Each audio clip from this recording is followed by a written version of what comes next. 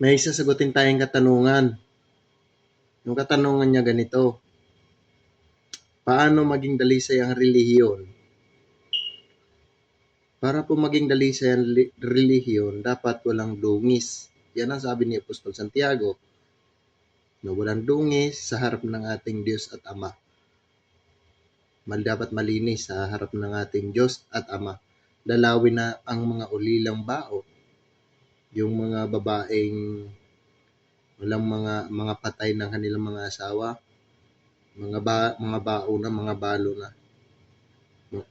Yung mga magulang na iniwan yung mga magulang na iniwan sa bahay ampunan, yung sa mga yun, kailangan yung dalawin. At ang mga babaeng at yung mga batang ulila. Yan.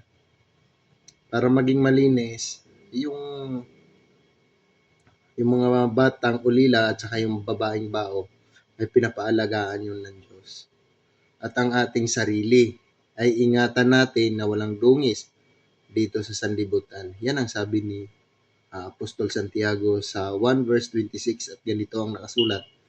Kung ang sinuman ay nag-iisip na siya relihiyoso, samantalang hindi pinipigil ang kanyang dila, kundi dinadaya ang kanyang puso, ang relihiyon ng taong ito ay walang kabuluhan. Yung tanong mo, paano maging dalisay ang relihiyon?